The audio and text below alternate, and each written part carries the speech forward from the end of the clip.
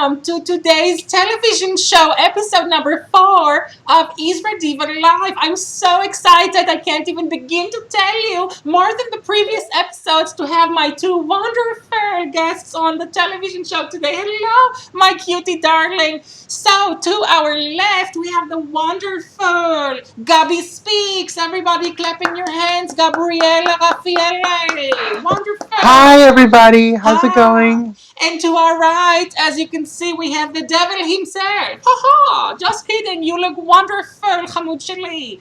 Big Steve. Everyone clap your hands and cheering for Big Steve. Yay! Now, before we continue, I want to say something that I noticed before starting this television episode.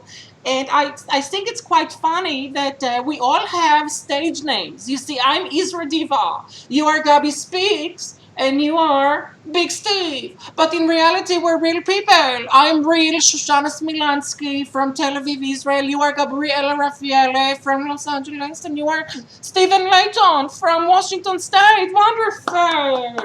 Okay. Wonderful. Okay, so my beautiful guests today, the reason I'm so excited is not only do they have social clout, Big Steve is a very famous underground live streamer on YouTube, and Gabriella is actress, wonderful actor with wonderful track record. But in more than that, both of my guests have interesting life stories, unique talents. Okay, you will find out soon the unique talent, and both of their stories of their lives and their talent inform what it is that they do in their everyday lives.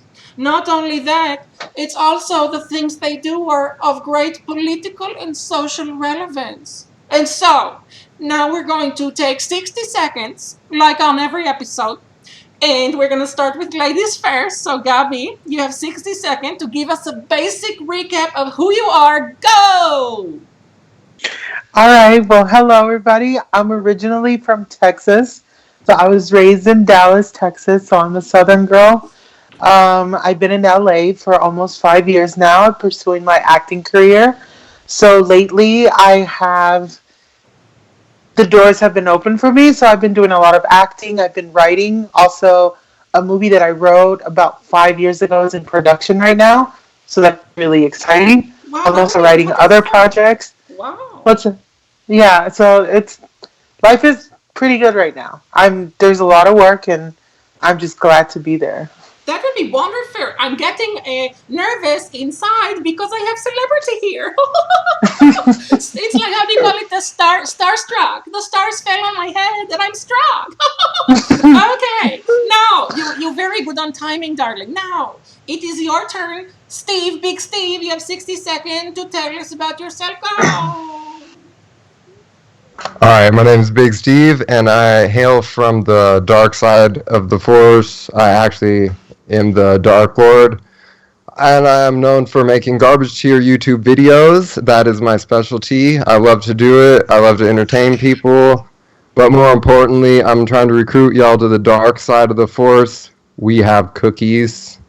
Join us. Wow, let me ask you a question. What is dark side of the force? Well, it's a lot better than the light side of the Force. When the dark side of the Force rules, then there will be peace.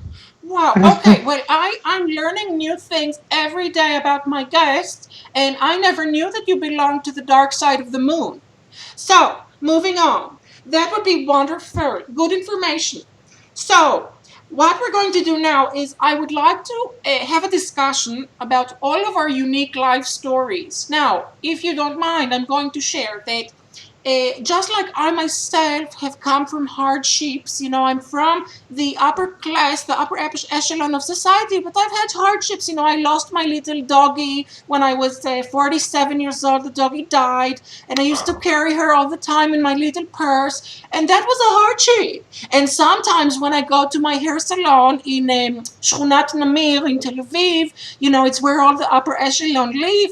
I go downstairs and I realize that I'm not wearing my Chanel.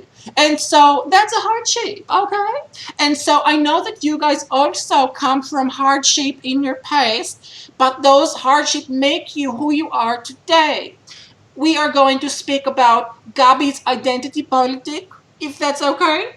And we are going to speak wonderful. And we're going to speak about BigSteve's past, growing up in the poor neighborhood and going to prison. Okay, we all have hardships, so let's go. So we're going to start now. We're going to flip it on its head, okay? And we're going to start with the men first instead of ladies. So, BigSteve, tell us a little bit about your life story, darling. All right. Well, I was born. My mom lost me. She got all drunk and lost me. One day I found myself in the woods, and it was pretty cool. You know, I had a lot of friends. You know, chipmunks and mooses. I was in Alaska at the time, and there wasn't a lot of food, but there was definitely a lot of crack. But I'm not into crack, so everybody else was into that, and so I was hungry a lot.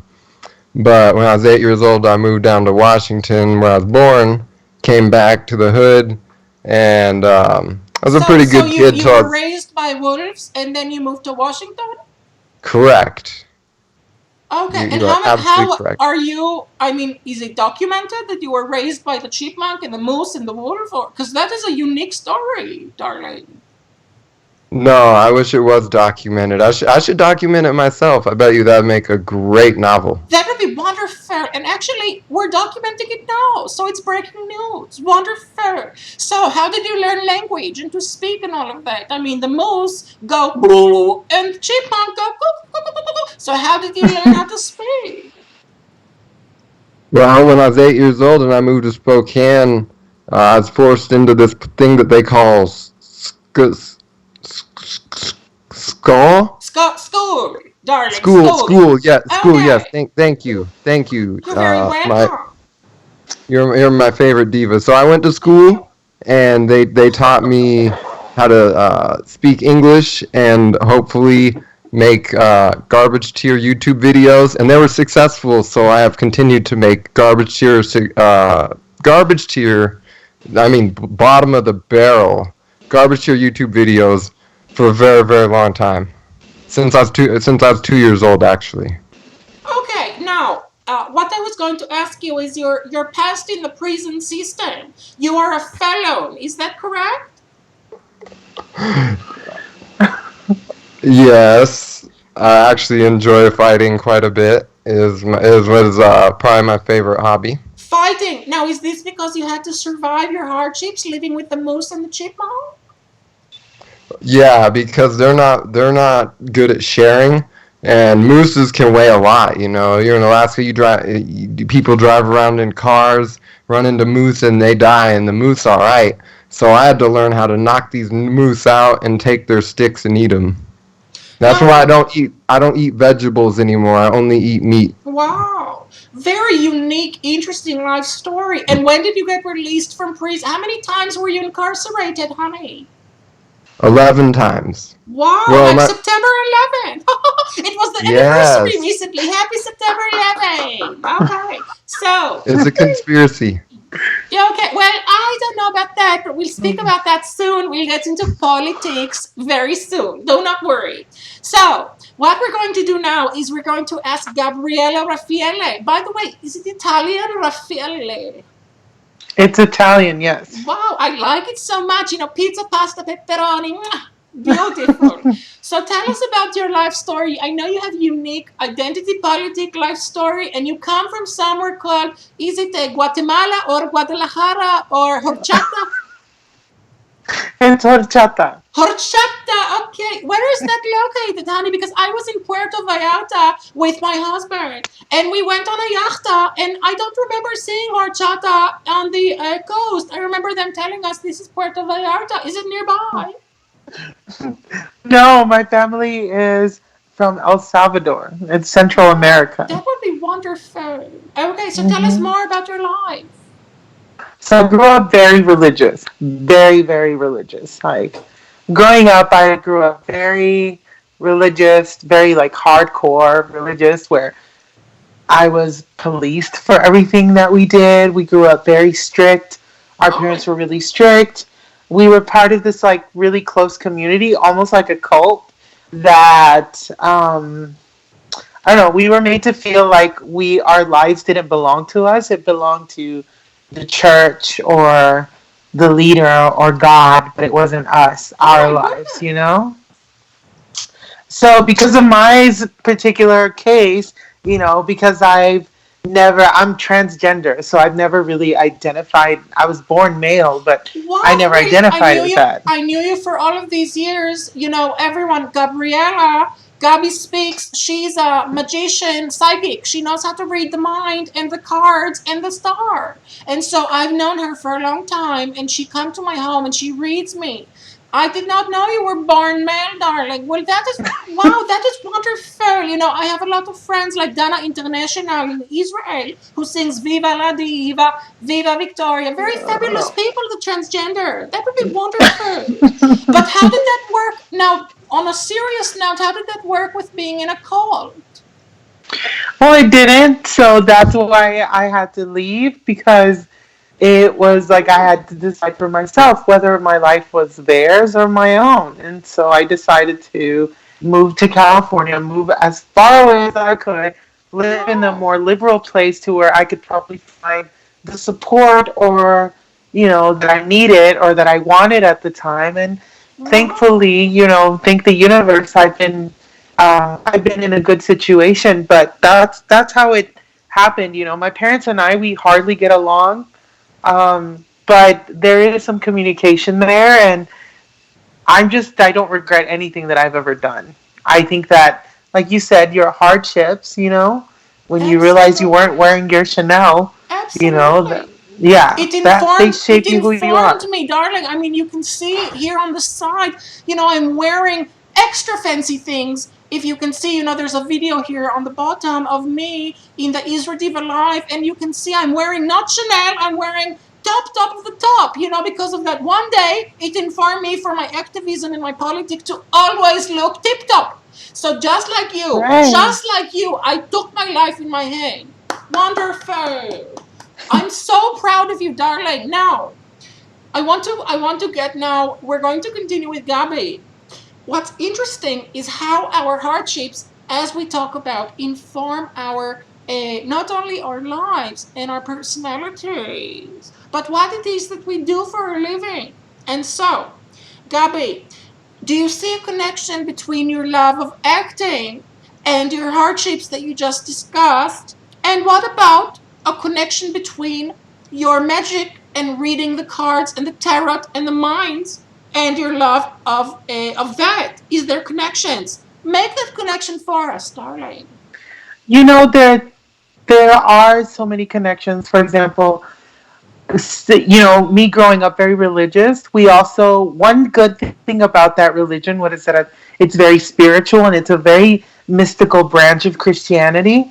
But that was the, Excuse me. Ay, ay, ay. bless Oh, you, gesundheit, they bless say in you. Jewish. Thank you so much. Okay.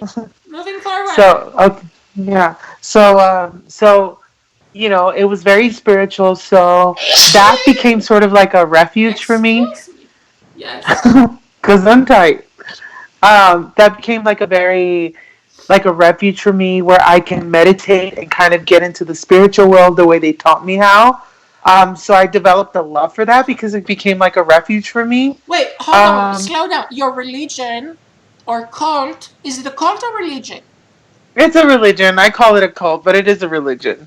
And It's just a very, very cultish part of Christianity. now they are the ones that taught you how to meditate? Well, it's through prayers, but now I'm using the word meditate because it essentially does the same thing.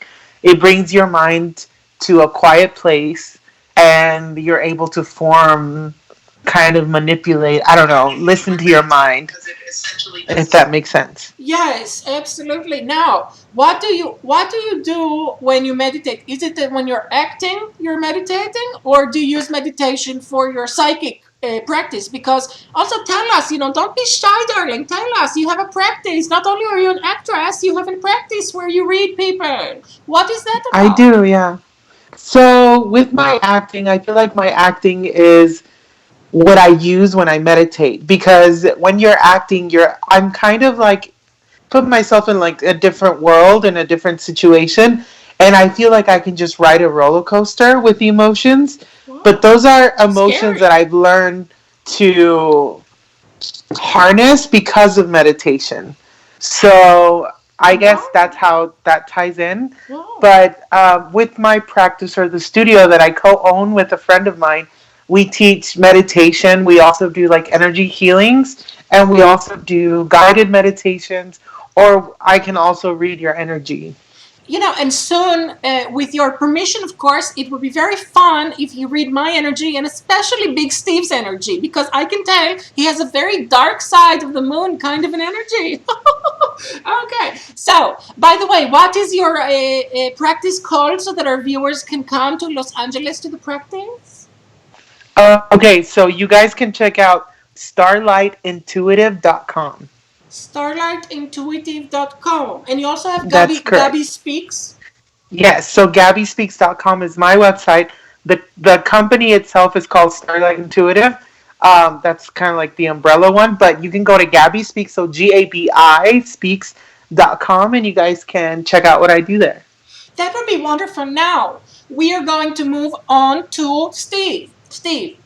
Oh, you're surprised, darling. So, I wanted to ask you a little bit about what it is that you are doing in your life. So, I know that you have a rich history as being a YouTuber. You tell me in our private conversation that you were on YouTube since 2007. Is that correct? Yep. Okay, and what is it that you do there? You told me that you're very politically active as well. Both of you guys have a lot of personal politic to you, Gabi and Big Steve, and I like that a lot. Comicsgate, you called it. Tell us a little bit about your YouTube career, your video style. Tell us about Comicsgate and anything else that you're partaking in your everyday activities. Alright, I normally try not to talk about it in public much more because I'm trying to put that behind me. It's bad for my channel when it went toxic. But anyway, so we learned back in about 2007, 8, 9-ish that video games journalism had gone very corrupt, and we couldn't figure out why. It ended up erupting in Gamergate with Zoe Quinn and the Five Guys, Burger and Fries, if y'all know what I mean. Give us So a we, little we bit of background.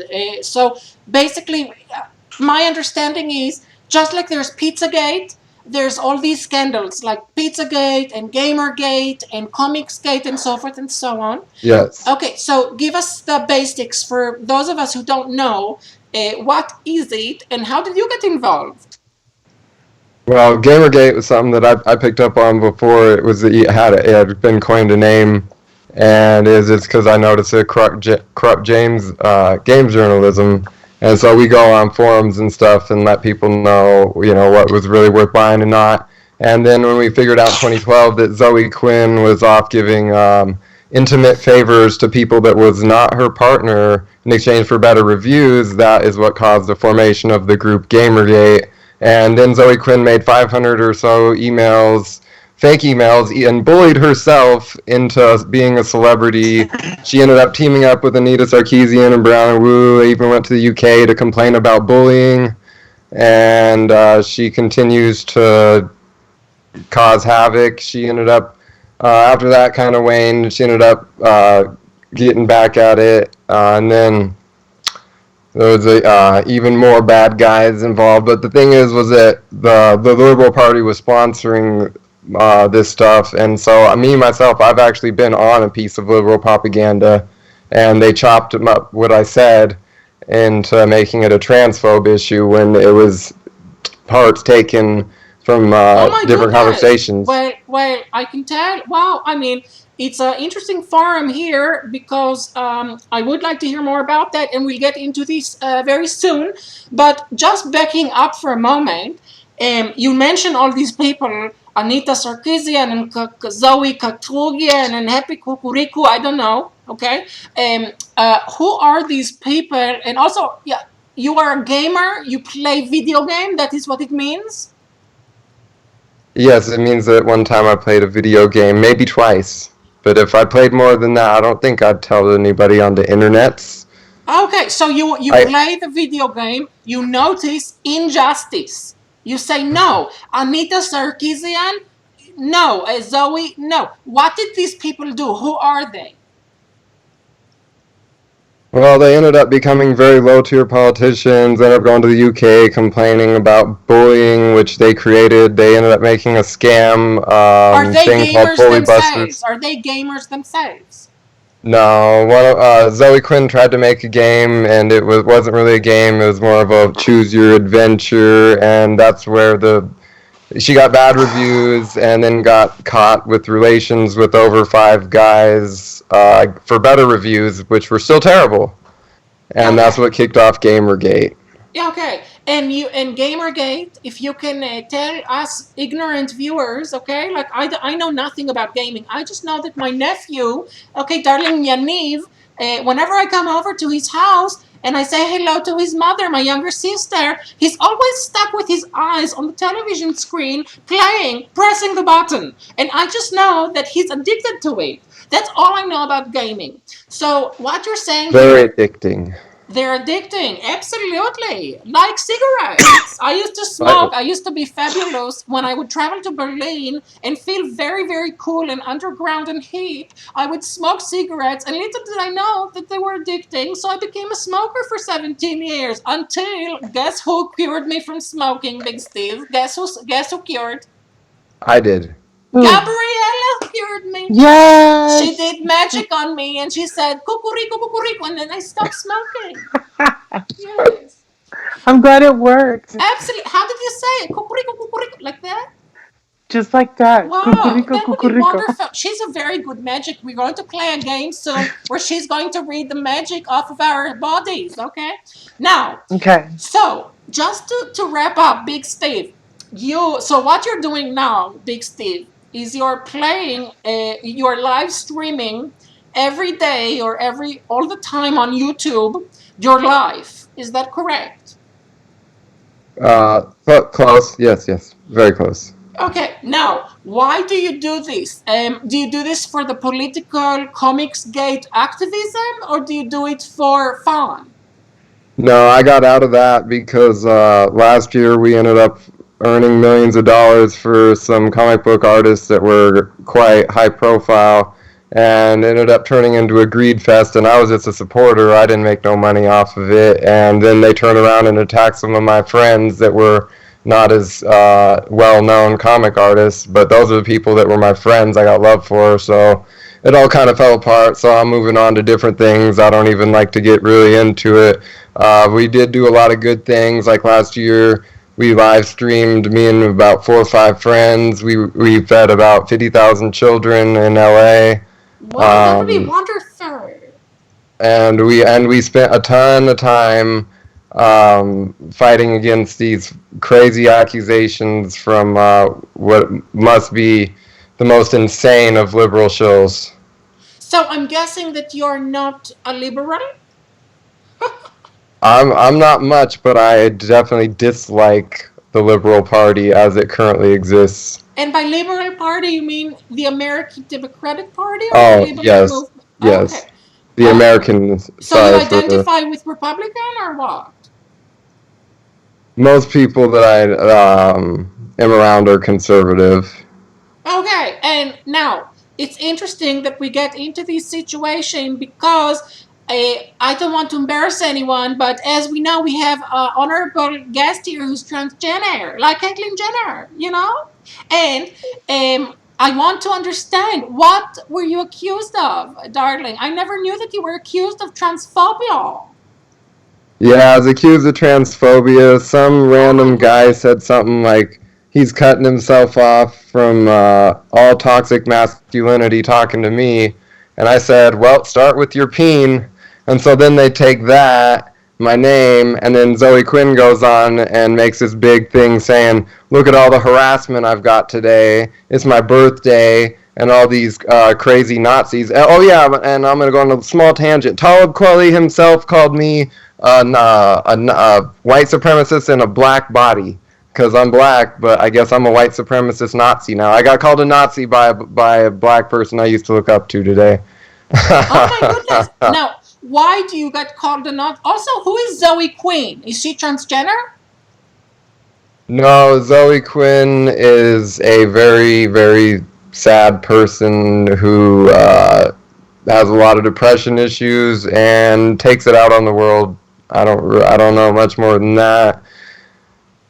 Okay, I'm just trying to understand for our viewers and for myself. I'm feeling a little bit out of the loop. Maybe it's a generational thing. You know, you are both millennial and I am baby boomer.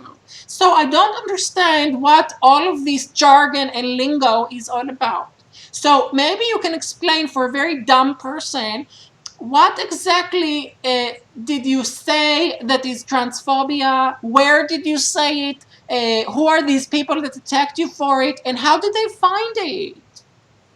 Well, it's basically Twitter is toxic, as I think we all have Twitter. figured Oh, out. okay. Twitter is where they write the tweet. Okay. Like tweet. Yeah. Okay, like Tweet, the bird. tweet. Okay. Go on. And so the way it kicked off was that we spent a few years trying to figure out why comic books were going so down the garbage. And we were basically able to nail it down, and so people, I'm forgetting his name, the chief financial officer and at DC, Marvel, a lot of people work at Marvel, they challenged us. They said, do, oh, you think you can make that? Wonder Woman with Gal Gadot from Israel, right? Okay. Mm-hmm. Oh, so I know it. I know exactly what you're talking about. Gal Gadot, Wonder Woman. Okay. So, go on. So they challenged us to make our own comics, and so since then we've been making our own comics, and we've raised millions of dollars and done charities, and it's never enough. You are a comic book artist? I do some artists, but I mostly promote, and because my name is fairly well known around YouTube, I never played the sub game or tried to make a channel. I usually appear on other bigger channels because I have a fairly large presence amongst most of the places that I go in, which is a large amount of YouTube that has to do with, well, I guess that's pretty wide because I'm all over the place. Yeah, okay. So, you tell us that you did not like comic books direction, where the comic books were going. Why is it? Is it the color? Is it the title? What is it about comic books that you did not like that make you, activism? Well, the direct injection of liberal propaganda was like really weird. They took away what made a lot of what made comics great, and they started pushing their own agenda, where there's like it's hard to explain in a few sentences, but basically I'll try to make it quick. Yeah, give us examples of what is the difference. What is liberal in the new comic book? They started hiring people based on diversity rather than merit. That's the most important thing. So they're like, oh, we got a black person to write a black character, and it's like, well, your color black don't really mean you're black to me because I'm from the hood. I grew up, crack parent, no dad, crack parents. I could say my mama lost me in the forest. Yes. So I'm, I feel like. It's like Barack Obama. I don't feel like he black at all. He don't know nothing about what it's like for ninjas in the hood. And so you're allowed to say it. You're allowed to say it because you're black. All right. I just need someone else to tell me the rules sometimes. On my channel, I say whatever I want and I go wild, but I try to keep it toned down. On other people's channel, I don't want to get nobody else in trouble. Don't worry. As long as we're all respectful. But okay, so you are obviously. Let's sum this up for a moment. You identify with the Conservative Party. You are a black person who identifies with that. Are you part of the alt-right? Am I part of the what? The alt-right movement. According to liberals, I'm an alt-right Nazi white supremacist. But you're saying you're not. I don't know how I could be I didn't know they let black people in, but I guess they do now. I just don't know how to Nazi yet. I've been asking people, so how do I Nazi right? Like, what do I got to do?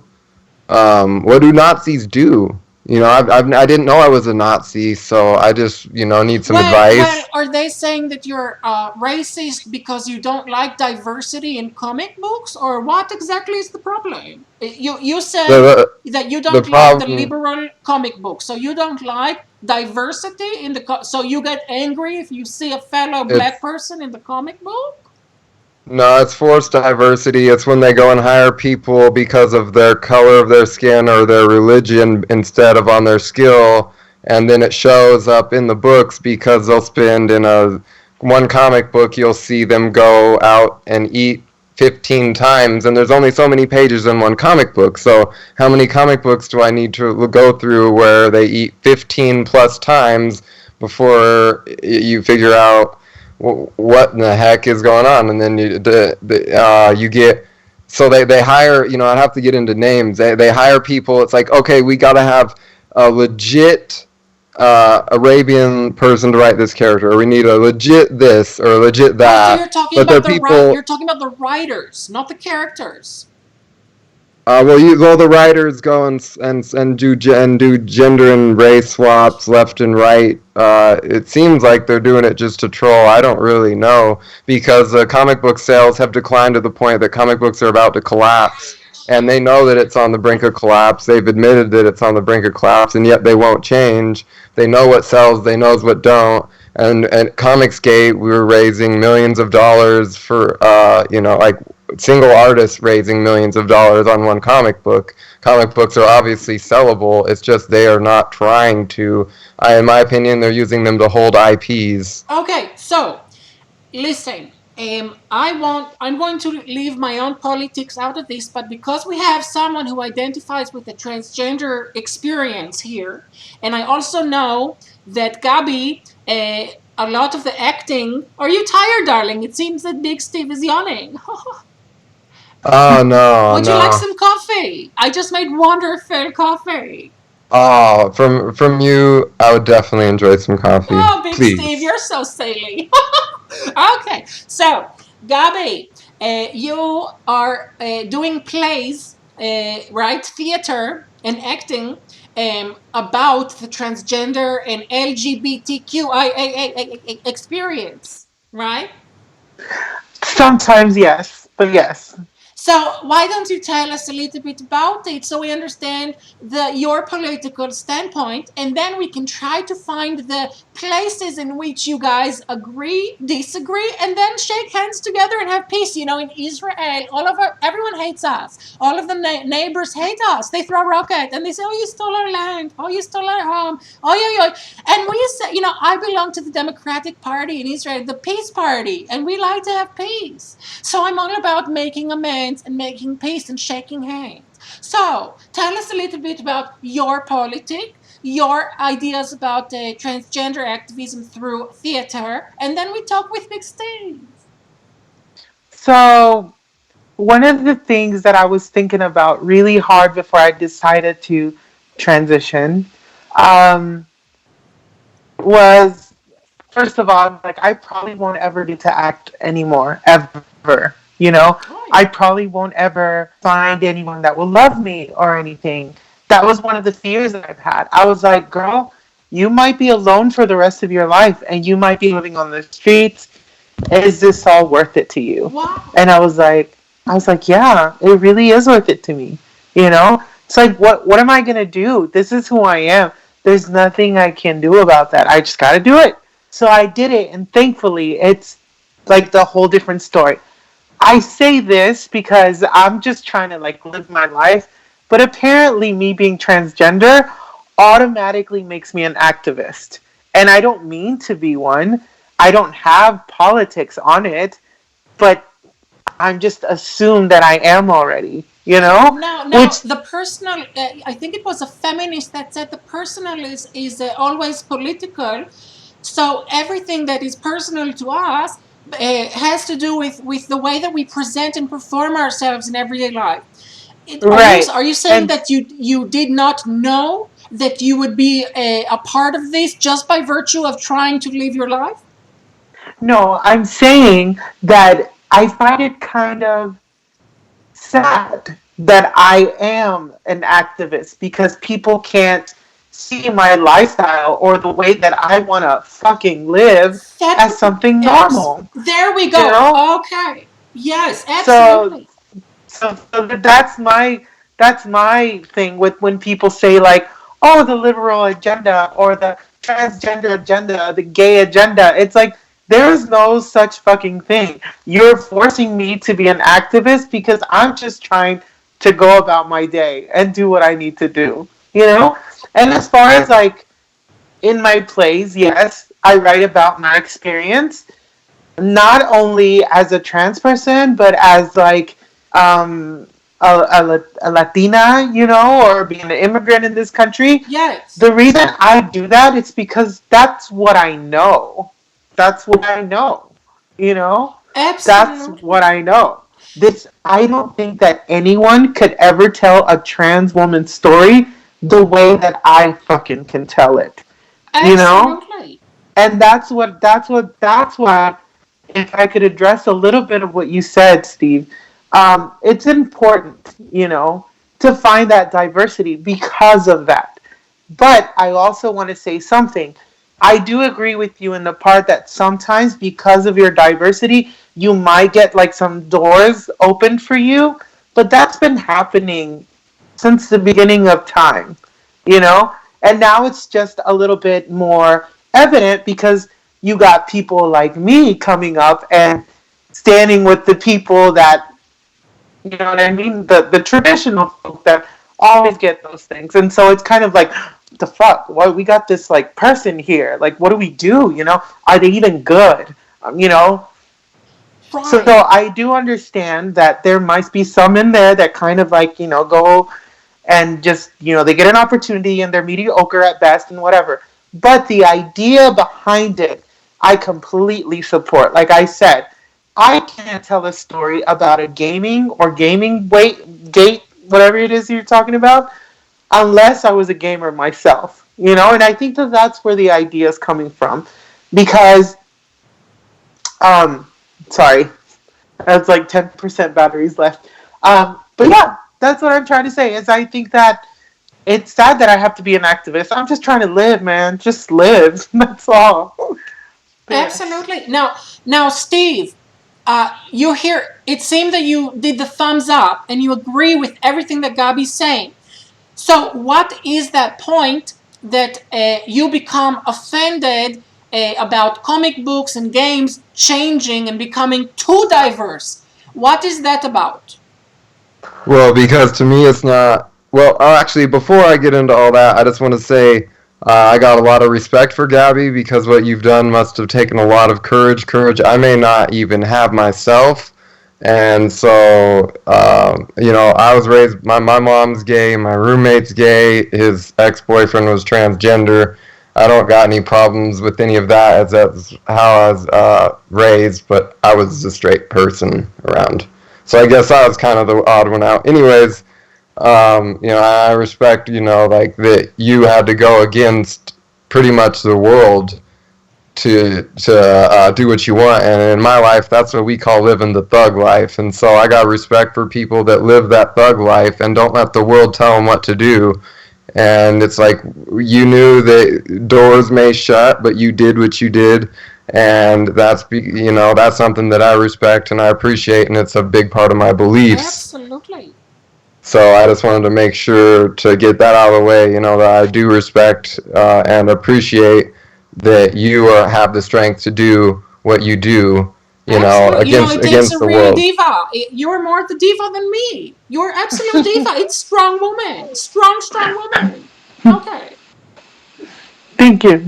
And so the thing about the agenda is that, you know, being a comic book fan, you know all the writers, you know the colorists, the illustrators, the chief financial officers, like Tamara Bonvillain is a colorist for DC. She worked for in Vertigo. I don't remember if she still does.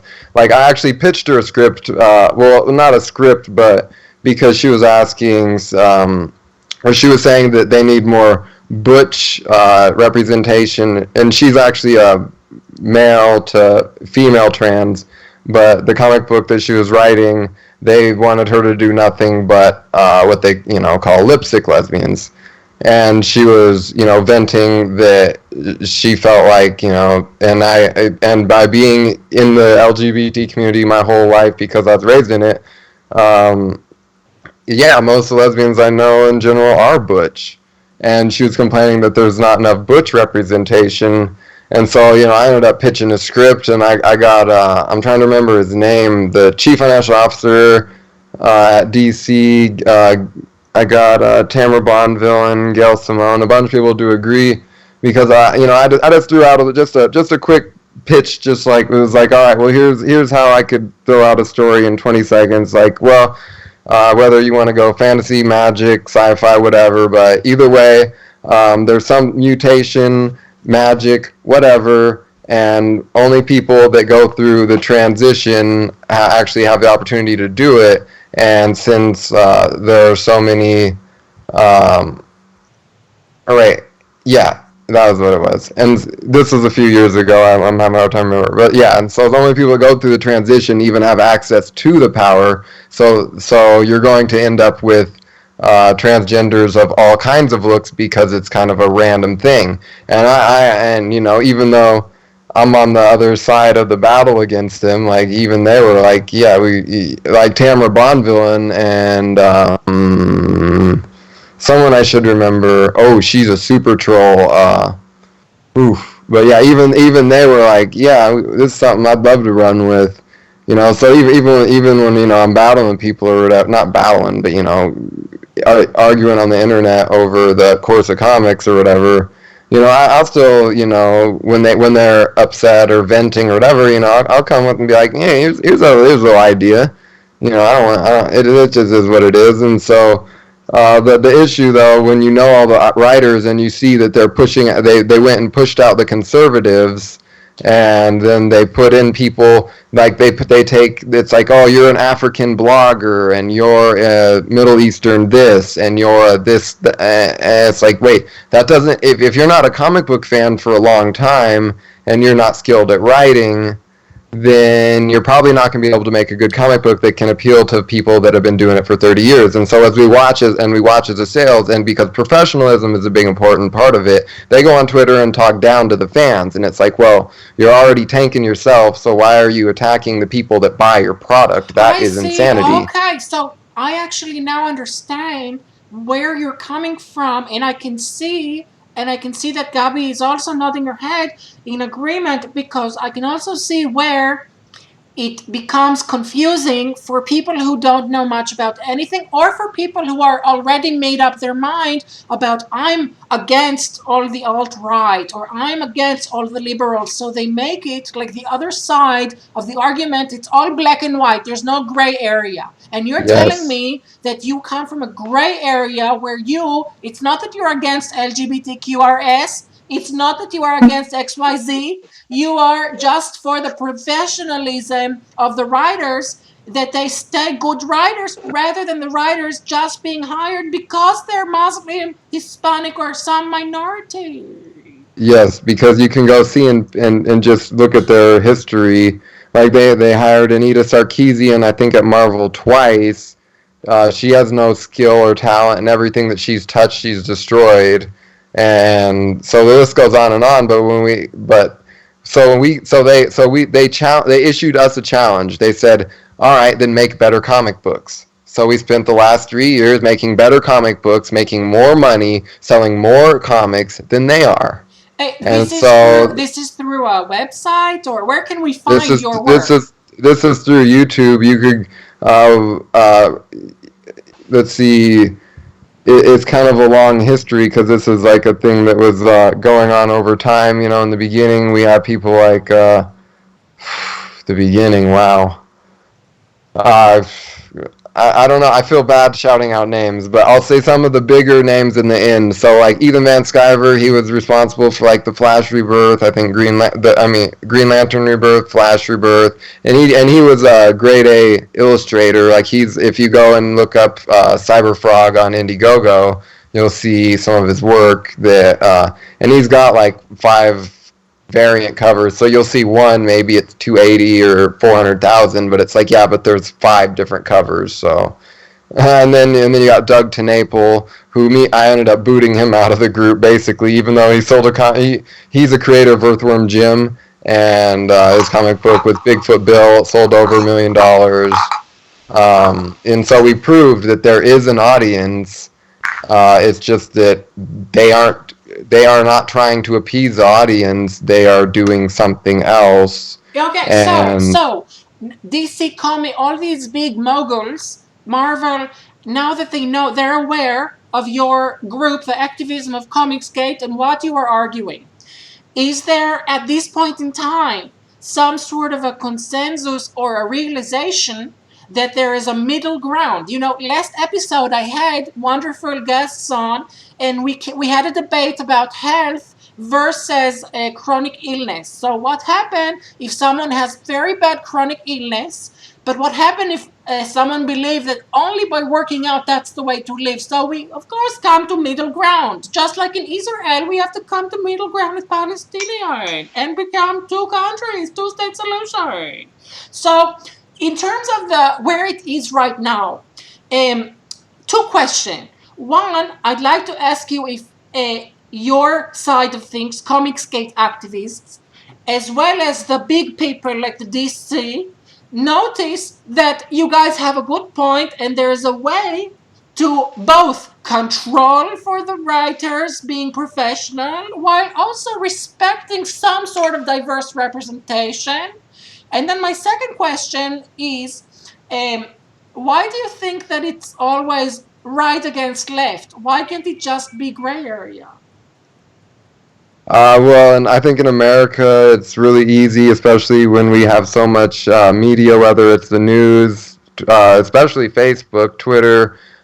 People are polarizing Americans in order to secure electoral votes, more or less. Yeah. It's really sad that that's what they do, but it's what easy the thing to do. The spinster. We have Can I answer that question too, though? Absolutely. Yeah, in my opinion, it's money. It literally is just money. Democrats, that's a business. Republicans, that's a business. You can't have Republicans without Democrats, and you can't have Democrats without Republicans. Wow, that is can't have the left point. Without the right. We could have fascism. Right. But I mean, there's always going to be 2 sides that are, they need each other. Right. The liberals do not want the conservatives to disappear, and vice versa, because then they'll be out of jobs. There would be nothing. Everybody would get along and things, and that's not good business. War is very, very good business. Yes. So that's what I think. And that's why I think that the media is in on it too. Because if CNN can talk about all this and create all this rage and make me try to hate Steve because, he's a trans, you know what I mean? And Fox News does the same thing the other way around. It's just business. So it's just time for people like us. You're seeing it in my parents' home country in El Salvador, where it's the third party that won, and this guy doesn't identify either as right or left.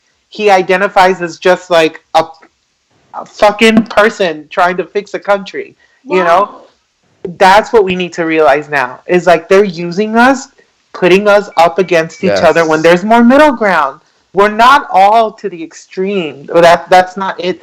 That's just an illusion for them to make money off of us. So let me ask, you are brilliant. Both of you guys are educating me more than my elementary school education and high school combined. It's wonderful. So now I understand what you're saying. Now, I guess what I'm personally curious about, and then we can drop the political and move on to some fun things to wrap it up. But what I'm interested in is, okay, so we have echo chambers that I'm aware of, echo chambers on social media. We have the right and the right and the left and the left. And then we have, people on the left saying, oh, BigSteve transphobia because he thinks this. Alt-right, labeling. And then we have someone on BigSteve's side who is ignorant, not like BigSteve who's aware, but ignorant on BigSteve's side saying, oh, they're just trying to get a liberal agenda. What Right, my like my question, agenda. I don't have one. your agenda. My question is, Big Steve, I'm going to ask you. Do you think language, like in the beginning you said, the liberal agenda, the liberal agenda, liberal agenda, doesn't it hurt your cause to use that term, the liberal agenda? Because you're automatically alienating people on the other side. Shouldn't we change the language to become less polarizing in order to achieve what we're trying to achieve? Because if you say liberal agenda, then anyone who's liberal is going to say, oh, he must be alt-right, and won't listen to what you're actually saying. Similar on the other side. Isn't there polarization in language? I think we should be very aware of it for the gray areas. Yeah. Sometimes I forget I'm not talking to people from my group because it turns out hilariously that my group is more diverse than Marvel and DC itself. But it's like we got Oh, transgender. The minority is white people. But personally I'm a free speech absolutist. I take I'll say like I'm not gonna go out because I'm not a mean person and attack someone. But then again, you don't have to say a certain word to trigger me to attack you. It could be the wrong look or the wrong come up ooga booga booga. You know what I mean? It's more about how you approach it rather than the word itself. So me, personally, I'm a free speech absolutist because I believe that to actually be able to have a full conversation, we need to be able to break down and discuss and come to an agreement of what the words actually mean. It's kind of like I got called Nazi by a black celebrity today. It's like, come on, that's just silly. and why did he call? What's the name of the celebrity? Why did he call you Nazi? Talib Kweli, if y'all know who he is. No, Yeah, I know Nazi because my mother and mother-in-law both were Jews in the Holocaust. One from Romania and one from Poland. But I don't know the name of the celebrity. No, I know Nazi, but not the celebrity. yeah, and so he was a rapper. He rose in about 2000. He was what they called he was one of the people they called the conscious rappers. And around I didn't. I stopped kind of paying attention to him, but I noticed about 3 or 4 years ago, it was like he was under a spell. He just is nonstop attacking white people and going berserk over things like reparations Oh, and he's calling people like Black Lives Matter. he probably I don't know I Black Lives Matter was a little complicated for me because it's like I've been beat up by police for no reason before. I've been discriminated. I've been attacked by racist people, or even when I was a child, threatened by racist people with things that I won't say on here. Wow. And so the point was supposed to be, Black Lives Matter too, but it seemed like the media just spun it into this whole mess and everybody went crazy and nobody could really focus on the point. So now you're And saying this rapper, even though his heart maybe was in the right place, he's one of those people that have been taken out of the being rational, and he is now very extreme and Right. hating, and calling you a Nazi. Mm-hmm. Why did he call you a Nazi? Just curious. because I asked a hypothetical question. Because he was attacking somebody else. And I said, so as a black man, if I called you an SJW, would that make me a Nazi? And that's all it takes. And he goes 100% attack Wow, and mode with. that's absolutely messed up. I think we can all agree because it sounds like he just because you ask a question about SJW, he call you Nazi. That is a misappropriation of language. Yeah, and And he and said SJW is the alt right term, and it's like I don't know. I've been using that word for like 10 years now. I don't really know, and I don't know nothing about the alt right, nor do I know any alt right. See, So it's what I said earlier. He coined you yes. as the alt right. It's the Hmm. polarization. Gabi, your point, Yeah. your point L- is You yes. Go know, on. Yes. sorry. I think language is a very, Very important, actually, for a few reasons. But the main reason is that we tend to forget that language is meant for communication. And sometimes we add words to our language in order to communicate better or effectively define something even more specific. Let me give you an example. Growing up, anybody that was my skin color was automatically Mexican, right? I have no Mexican in me. I'm not Yes, Mexican. absolutely. I'm Salvadorian, you Yes. know? And so Horchata. Yes. right. And so I would say, like, I'm not Mexican. I'm Salvadorian. Who gives a fuck? Whatever, blah, blah, blah, blah. Oh, you can't tell me that. Oh, that's being PC and this and that. And it's like, no. You're just adding another word that you can just specifically define me. That's all. That's all it is. And so, bringing back to this point, when you use language that's accusatory or inflammatory, remember, going back, this is all a business. Where did we learn those terms? Where did we hear the liberal agenda? Where did we hear, oh, these are not neo Nazis? The media. Why? Because they want to get everyone inflamed so that we can subscribe to them, Wow. so they can keep making money. So that's why part of like your prison is the language you use. They control you by the words you use, because you telling me I have a liberal agenda instead of saying like, something else that like better define what you really mean. Like the Just diversity, merit, right, merit as opposed to which he did say, but then he put that media word into the sentence. Absolutely. right. Yes. Yeah, and so that what that does, like she said, it just like automatic, like, oh, this guy's a Trump supporter. This guy's like on the other side. We're not supposed to like each other, because it's all subliminally put into our minds. So that's why I think language is very important. I think we've lost that art of how to communicate and how to use the proper words. Wow. So I That think I think your point, Gabi, can actually benefit the agenda of Big Steve and his side of things, because Big Steve and his side want to maintain freedom of speech. But I think that, but a lot of times, that same side are the ones to say the liberal agenda to control free speech. And so it's much more gray area. There's more of a nuance to all of these arguments, much more of a nuance. Now, before we move on to more lighthearted things, I wanted to ask Big Steve if you have any, or Gabi as well, if you have any closing political remarks, and how we can sort of sum this up so that we can shake our hands, because I think that in the end of the day, we have discovered that Big Steve is a sweetheart, absolutely sweetheart, big teddy bear. And we discovered that Gabi is not only just a brave woman, but she's someone who's living her life. She doesn't have to be labeled as brave woman, because she's living her life. She's not activist by virtue of being her. And I'm a diva from Israel. We're just all of us being who we are. So that's I think we right. can all sum this up, unless you guys have any closing remark for the political side of things, by saying that we all are one person, just like Michael Jackson, the one that touched Macaulay Culkin in the penis. He's the one who sang, "We are with the world, we are the world, we are the world. We're all one world, big small world." Yes, That's absolutely. right.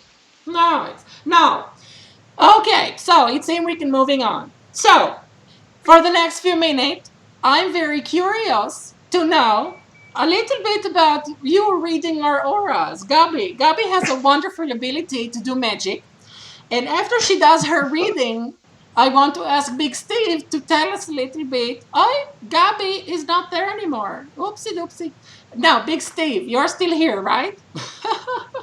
I am. Okay, so we will wait for her to call back. But what I was saying is we will have Gabi do our magical readings, and we will have you tell us about your fighting with your swords before Gabi returns. So, tell us a little bit, Big Steve, before Gabi does her magic, about your swords and your fighting, because you also have a magical ability to be a super fighter. Is that correct? Oh yeah, that is definitely correct. Yeah, I've been trained in various martial arts since I was a child. Wrestling was kind of the backbone when I was young of it. But once I hit about 16, I focused nothing on lethal combat and I threw everything else away, as you could say. Because I'm not into self-defense. The best defense is an offense. Yes, absolutely. Do you do Krav Maga? In Israel, we have Krav Maga. No, I don't do Krav Maga. Yeah, okay. So, do you have any of your swords to show us? You know, I know that you have swords and they're very shiny and beautiful.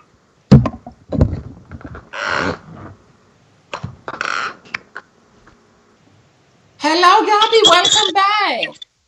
Thank you. Sorry, my phone died. No problem, darling. Look, before you do your magic, Big Steve is showing us his swords. Oops, she goes again. Okay, so show us your sword. Tell us about it.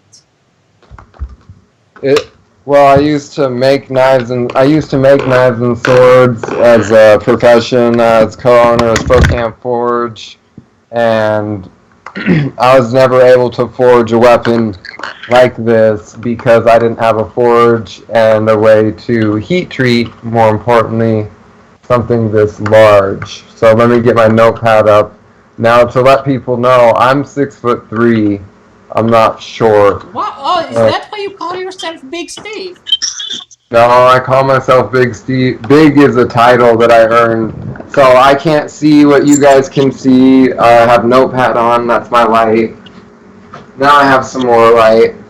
So I'm going to go stand in the doorway so y'all can see that I'm not short. Absolutely. Wow, you're very big. Very, very big. He's very big, Steve. That's a big sword. It's a very big sword. Wow. That would be wonderful. Oh, I'm a little bit scared of it. Oh, wow.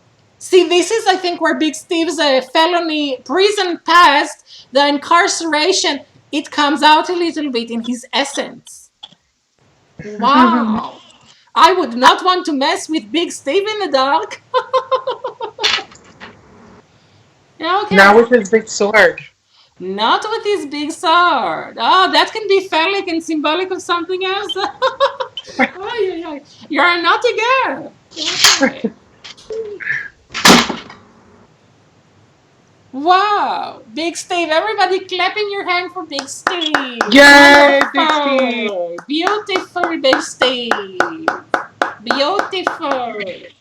Yeah, okay. Big Steve, I don't know if you can hear us, but we're going to move on to Gabriella reading her magic. Okay, so Big Steve, hello. I think maybe he's disappeared into his own little world of ninja. Oh, hello. Cuckoo. Okay, come back. Join us. I'm everywhere, I am nowhere. I cannot Okay, reach. you're very silly, okay? Okay, very handsome. Okay, now, Gabi, tell us, what is it that you read in the energy tonight? Well, I kind of read a little bit about Steve, if you don't mind me sharing. I'm very curious. Please share. Okay. This is just for fun, so don't take it too hard, okay? No, I just, I could pick up that you're very rebellious by nature, or at least that's what you've been told.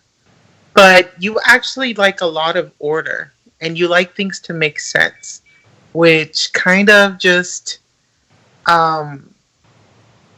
you know, I think it just so happens that you end up being like the odd one out all the time because of it. Mm-hmm. But it's not your intention. But you're just automatically put into this category of like being the super rebellious person. But then you're like, I'm really not. I just want things to work out. I don't know. That's what I could pick up. I pick up that Big Steve is like a social justice warrior, but not for the social justice, for the things that he finds important for himself. He is the spirit of a warrior. Correct. I fight for nobody but myself and the future of, our future, which is our kids. You know, I got kids. And so, yeah. You're Big Steve Daddy. Yeah, 6-year-old autistic son and 4-year-old Steve Jr. Wow. Beautiful.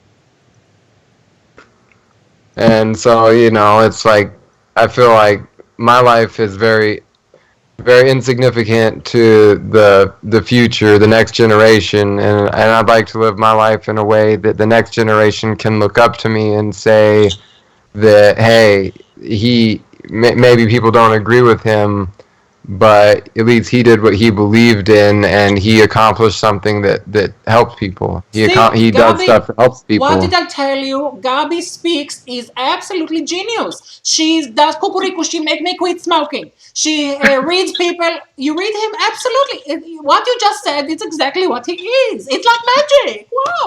Wow, you are like, it's like you have a magic power. And you too as well, Steve. You are the one that is the warrior, and you are the one that is the magic reader of people's essence and changing the world. Both of you are world changing people. Now, wonderful. Before we stop this wonderful episode, absolutely rich in politics and a good social topic, I want to play a little game. And this game, I am bilingual. I speak Hebrew, Ivrit, the holy tongue of the Bible, and English, bilingual. And you are as well bilingual or trilingual, Gabi? Trilingual. Oh, you're so much better than me. You're the premier diva. Now, what about you, Steve? You are also lingual?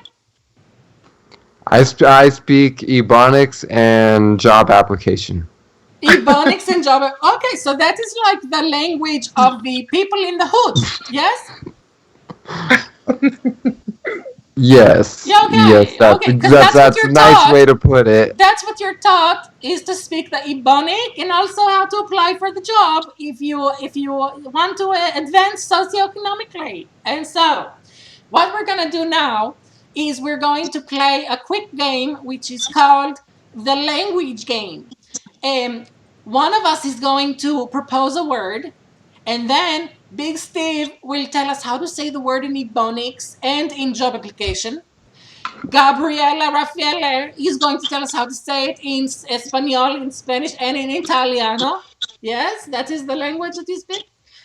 French. French, okay. Oh, because Rafael on pizza, pasta, pepperoni. French, even better. Escargot, give me some escargot. I love flying to Paris and eating all I the know. escargot. I need Wonderful. I need to learn Italian. That's the next goal. Yeah, well, the Champs-Elysees is quite close to the Tower of Pisa. So go fly over. Okay, cheap flights. Now, I also teach you how to say the word in Hebrew. So, let's keep it on point, and we will begin with the word magic. Magic in Hebrew, because I'm only bilingual, in Hebrew, magic is kesem. Kesem. Kesem. Kesem. Kasim. Kesem. Kasim. No, it's not kasem. It's K as in kettle, E as in elephantitis, S-E-M. So kesem. Oh, Kasim. Absolutely. Now, you say it as well, Big Steve. Can you say kesem? Kasim Wonderful. It means magic. Now, how do you say kesem in Ebonics in a job application? and in job application. I mean, or, separate because they're two separate Oh, okay, languages. okay. So I guess in Ebonics, you might say something like, um, "Where my weed go?" Where my weed go? Like this? It disappeared. Where my weed go? It disappeared. Like this? You got it. Okay, See, so next time you're that I fly to come the to the inner, hood. when I come to the hood, to the inner city, I come up to someone and I say, "Oh, have you guys heard of Gabriella Rafiele? Gabi Speaks. She does magic. She does where my weed at? It disappearing." I would say in Ebonics it'd be like, man, I don't know how my check went through for the rent. That's magic. Magic! Wow, That's okay. Ebonics. That is magic. One time my husband and we own over 500 apartment buildings, okay? And one time somebody forgot to pay the rent And so they tell us, oh, it's magic. I don't know what happened when he went through. And I said, oh, wow, it's magic. So that is exactly how you say it. Wonderful. Everyone clap your hand. Now, how you say it in French and in Spanish, magic? Okay, in Spanish is magia. Magia, like magia. Mm-hmm. Yeah, like magia Okay, with the G. magia. Magia. Okay, and what about in France? Magique. Magique. Oh, I like that. So romantic. I like it. Romantic, a romance language. Magique. Oui, oui. Magic. How did my check go through? Oh, where my weed at disappeared? Magique and magia. Okay, but how do you say it in job application? You don't? Oh, you don't? It doesn't. Magic doesn't happen in the job application language. It does. If you get drug tested and somehow you pass, that's magic. That would be wonderful. Okay, you guys You touch my heart. You guys are so lovely. I have to say, this was my favorite episode of IsraDiva Live. We covered so many topics, and you guys are wonderful. So again, we have GabiSpeaks.com, and what is the other website for you, Gabi? StarlightIntuitive.com. Starlight Intuitive. Highly recommend hiring her for magic. Magic. Where my weed go? And we have Big Steve, who is a wonderful fighter for the things he believes in. Beautiful soul, big sword, and a big heart. Yeah, okay. Now, I'm going to sing the theme song for IsraDiva Live as we close this episode. Now, a little secret that I share every episode, there's no one theme song, and I always forget what it is, so I make it up on the spot. So, welcome to both of our guests. Today we have Gabi Speaks and BigSteve. Thank you so much for coming on the show, being part of IsraDiva Live. Oh, wonderful. Everyone clap your hands and cheer. Thank you very much for today. Goodbye and have a wonderful night to you and the viewers. Bye and thank you so much. Goodbye, everybody. Bye. Okay, bonjour. Bye.